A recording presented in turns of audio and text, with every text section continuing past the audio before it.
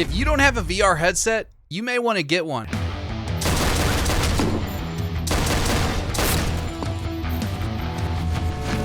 Because this game is shaping up to be one of the best VR experiences you'll find in 2026. But it's also going to be playable on mouse and keyboard, controller, and even the Steam Deck. Today I want to tell you guys everything that I've learned about Gunman Contracts Standalone, because it's one of the best looking VR games coming in 2026, and it's actually right around the corner. If you're new here, I'm Sav, this is Sav Plus.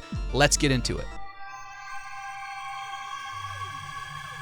Okay, so a few years ago, a developer named A&B Seth released 2 chapters of a mod for Half-Life Alyx called Gunman Contracts. It was instant legend in the VR community because it took Valve's sci-fi world and turned it into an entirely different experience. So much so, a lot of players spent more time in the actual mod than they did playing Half-Life Alyx in the first place, and it was just a couple of chapters. The first time I ever loaded into one of those original chapters, I was blown away.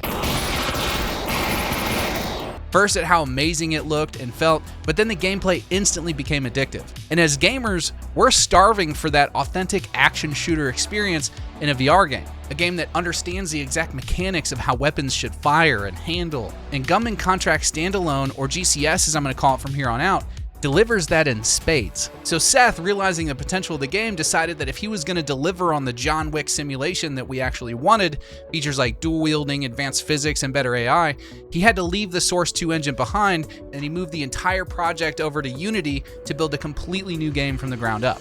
And boy did he. One of the coolest features in GCS is actually your home base. Similar to the hub in Hard Bullet, the Hive is your central operations center. Inside that Hive, you have the armory system featuring a kinetic wall system that rotates through your available weapons, and you can actually select a firearm, pull it off the rack, and instantly start messing with it. And the sound effects when you do so are instantly noticeable. Moving the weapons around, they make the typical sounds that a gun would make. Grabbing them off the wall gives the guns a sense of physicality and weight that very few games even attempt, let alone nail. From there, you can actually take that weapon and head over to the customization bench. You can choose your color scheme, you can choose the sound effects of the gunshots and magazine releases. I saw a clip that had 74 different sound effects for a single firearm. And Seth has also confirmed an expanded arsenal that includes knives and even a compound bow.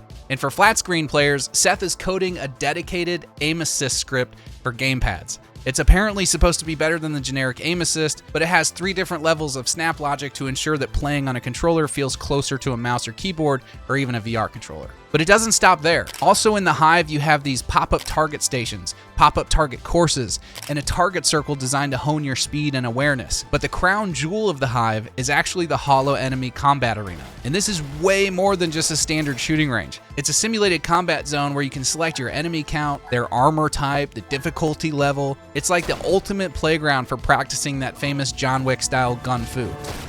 And the UI in this game looks really nice. For example, when you're moving through the actual missions, your objectives will appear as like holograms or light shining on a building like those classic Splinter Cell games. But the UI for your fire rate, health, ammo count, that's all built into the wrist. So it stays out of your way during gunfights, but you can also see your ammo count in real time. And speaking of gunfights, they're designed to be fast-paced, close-ranged, and brutal.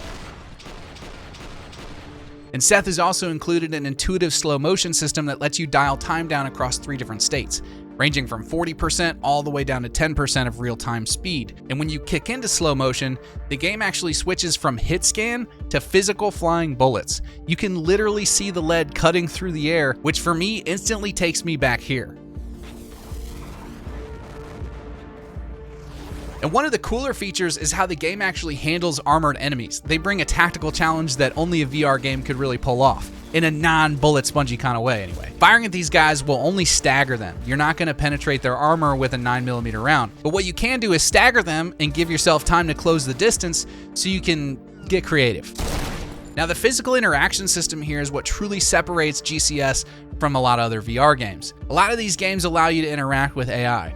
But GCS takes it a step further. You can actually stealth grab and cover an enemy's mouth to keep them from alerting their friends, or you can hold enemies hostage so other AI will stop shooting you to avoid hitting their buddy. You can even grab the gun out of their hand and do a judo throw and throw their gun at somebody else to stagger them. And if you're feeling extra spicy, you can pull the phone out, put on some music, and create your own montage of chaos. The point is that this level of control over your environment, your weapons, your enemies, is everything we've been asking for in a VR game. As far as the AI goes, it's currently about 90% of the way finished according to Seth.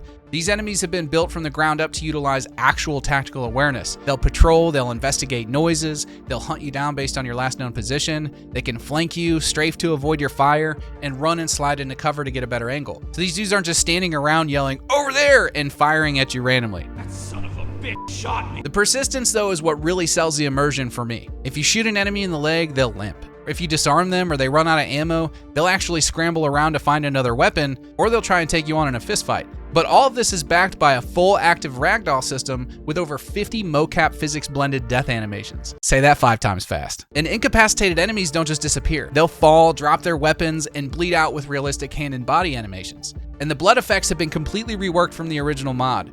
You can see splatter on the walls and the floor, reacting to the lighting and the reflections. Some people might find it a bit too real in some cases, and for those sensitive Sallies out there, there is a low violence mode that disables the splatter but keeps the ragdoll physics, which unfortunately, if I'm going to be streaming this on YouTube, I might have to enable. Dodge this. But either way, it's a sensory overload of tactical feedback, and I'm obsessed. What makes this project truly special is that it's designed for everyone. VR players, controller users, keyboard and mouse enthusiasts.